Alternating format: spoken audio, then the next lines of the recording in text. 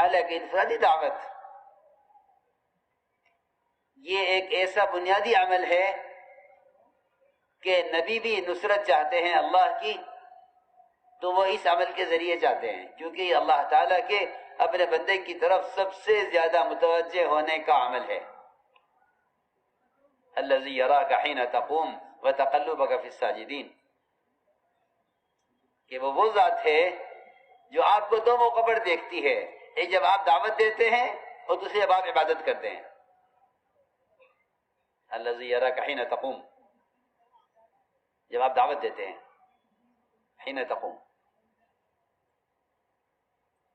اور جب آپ صحابہ کے ساتھ عبادت میں ہوتے ہیں۔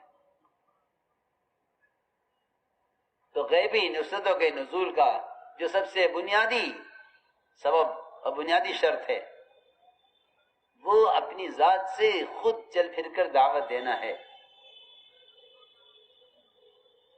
ہم نے عام طور سے گشت کو ایک نظم بنا لیا ہے، اور اس کی جو روح ہے اندر دعوت وہ نکلی ہوئی ہے۔ اس غرض سے گشت نہیں کرتے کہ اس گشت سے اللہ کا قرب حاصل ہوگا اور اس قرب کا اثر نماز میں نظر آئے گا۔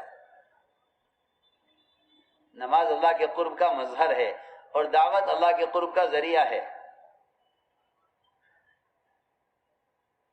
دعوت اس کے قرب کا ذریعہ ہے۔ دیکھو میں بہت ضروری بات عرض کر رہا ہوں، دعوت اس کے قرب کا ذریعہ ہے اور عبادات اس کے قرب کا مظہر ہیں۔ ان تعبد اللہ کأنک تراہ، اللہ کو دیکھتے ہوئے نماز پڑھ، یہ قرب کا موقع ہے، قرب کا مظہر ہے، کیونکہ مومن کی معراج فرمایا نماز کو۔ لیکن قرب کا ذریعہ کیا ہے؟ یہ قرب کا ذریعہ دعوت ہے۔ قرب کا ذریعہ دعوت ہے، جی ہاں، اس لیے کہ اللہ رب العزت ان بندوں کو اپنا تعلق پہلے عطا فرماتے ہیں جو اللہ کے بندوں کو اللہ سے جوڑتے ہیں۔ تو غیبی نصرتیں جس کے بغیر امت کا مسئلہ حل ہونے والا نہیں ہے، وہ غیبی نصرتیں انفرادی دعوت کے ساتھ ہیں۔ غیبی نصرتیں کیا ہے؟ غیبی نصرت، غیبی نصرت یہ ہے کہ سخت سے سخت دل اور سخت سے سخت علاقہ وہ خیر کی طرف پھرے، یہ نصرت ہے۔ ورنہ ہمارے ماحول میں نصرت کا تصور ضروریات کا غیب سے پورا ہو جانا یہ بن کر رہ گیا ہے۔ میری بات بہت توجہ سننی پڑے گی۔ ضروریات غیب سے پوری ہو جانے کہ نصرت ہو گئی۔ ہم مدد وہاں تک سمجھتے ہیں جہاں تک ہمارا مقصد ہے، کھانا پینا پہننا اوڑھنا۔ عام طور سے آپ دیکھو گے کہ نصرت لوگ اس کو سمجھیں گے کہ ضرورت پوری ہو جاوے،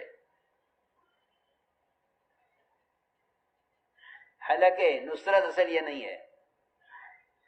اصل نصرت یہ ہے کہ اللہ کے بندے فوج در فوج، گروہ در گروہ وہ اسلام میں داخل ہوں، یہ اللہ کی نصرت ہے۔ اذا جاء نصر اللہ والفتح، کہ فتح اور نصرت اسے کہتے ہیں کہ اللہ کے بندے اللہ کے دین میں داخل ہوں۔ ورنہ ملک ہاتھ آنا فتح نہیں ہے اور مال ہاتھ آ جانا نصرت نہیں ہے۔ مال ہاتھ آ جانا نصرت نہیں ہے، اور ملک پر قبضہ ہو جانا فتح نہیں ہے۔ فتح اور نصرت یہ ہے کہ اللہ کے بندے اللہ کے دین میں داخل ہو جائیں۔ یہ نصرت غیبی کس عمل کے ساتھ ہے؟ کہ یہ غیبی نصرتیں انفرادی دعوت کے ساتھ ہیں۔ حضور اکرم صلی اللہ علیہ وسلم صحابہ کے ساتھ سفر میں تھے، ایک دیہاتی کو دیکھا گھر کی طرف جاتے ہوئے، فرمایا کہاں جا رہے ہو؟ اس نے کہا اپنے گھر جا رہا ہوں۔ فرمایا کیا تم گواہی دو گے شہادتین کی؟ یعنی کہ اس وقت تو ہم تبلیغ میں نہیں ہیں. میں تو حیرت، مجھے تعجب ہوتا ہے کہ کام کرنے والا ساتھی کہتا ہے میں اس وقت تبلیغ میں نہیں ہوں، حالانکہ دعوت اس کی زندگی کی روح ہے. دعوت زندگی کی روح ہے، روح. کیونکہ دین کا قوام اور دین کا کے قائم کرنے کا بنیادی سبب وہ دعوت ہے.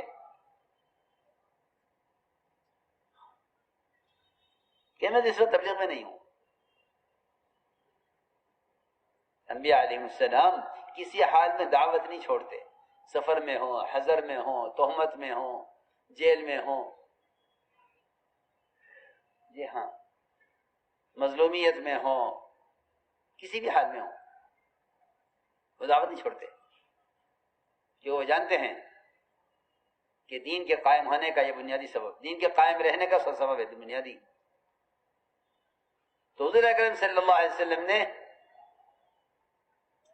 اس گزرنے والے کی طرح خود بڑھے، دعوت دی اس کو. اس نے فوراً کہا کہ آپ کی بات پر کون گواہ ہے کہ اللہ ایک ہے، آپ اللہ کے رسول ہیں. آپ یہ فرمایا میرے ساتھی گواہی دیں گے، یہ میرے ساتھ میرے صحابہ ہیں. بلکہ فرمایا اس وادی کے کنارے پر جو درخت کھڑا ہوا ہے یہ گواہی دے گا درخت کہ میں اللہ کا رسول ہوں. وہ درخت وہاں سے آیا زمین پھاڑتا ہوا آپ کے سامنے اگر کھڑا ہوا. آپ نے 3 مرتبہ درخت سے گواہی لی، درخت نے 3 مرتبہ گواہی دی بے شک آپ اللہ کے رسول ہیں، بے شک آپ اللہ کے رسول ہیں. دیہاتی نے اسلام قبول کیا. اس کو غیبی نصرت کہتے ہیں، اس کو غیبی نصرت کہتے ہیں کہ آپ خود چل کر جا کر دعوت دیں. اس زمانے میں دین کی اشاعت کے لیے اور پوری دنیا میں اسلام کو پھیلانے کے لیے جتنے بھی آلات اور ذرائع اور نشر و اشاعت کے طریقے اور نئی مشینیں استعمال ہو رہی ہیں، خدا کی قسم نہ ان پر کبھی نصرت آ سکتی ہے. اور یہ بھی یاد رکھیں سب اچھی طرح کہ ان ذرائع سے اسلام کی دعوت کا پہنچا دینا یہ ذمہ داری کے ادا ہونے کے لیے نہ یہ کافی ہے نہ یہ ذریعہ ہے. یہ سب کے ذہن میں رہے. سنو غور سے، خود جا کر دعوت دینا یہی اصل دعوت ہے. آپ جائیے سیرت کی طرف، یہ مت دیکھیے زمانے میں کیا طریقہ ہے. اس لیے کہ دین حاصل ہو جانا کسی بھی طریقے سے مقصود ہو یہ بات نہیں ہے، بلکہ دین مقصود ہے سنت کے طریقے سے. دین مقصود ہے مگر سنت کے طریقے سے. میں مثال دیا کرتا ہوں کہ دانت صاف کرنا مقصود ہے لیکن مسواک کے ذریعے سے. اگر برش استعمال کر لے دانت صاف ہو جائیں گے، لیکن سنت کے 70 فائدے جو مسواک میں ہیں وہ برش سے حاصل نہیں ہو سکتے. پکی بات ہے. فتویٰ بھی مسواک پر ہی ہے. میں مثال دے رہا ہوں تاکہ کوئی ذہن میں یہ بات ہرگز نہ آنے دے کہ یہ بھی طریقہ ہے، یہ بھی طریقہ ہے، یہ بھی طریقہ ہے، یہ بھی طریقہ ہے، کہ نہیں ایک ہی طریقہ ہے. امت تک دین کو پہنچانے کا ایک ہی طریقہ ہے کہ آپ خود جا کر دعوت دیں.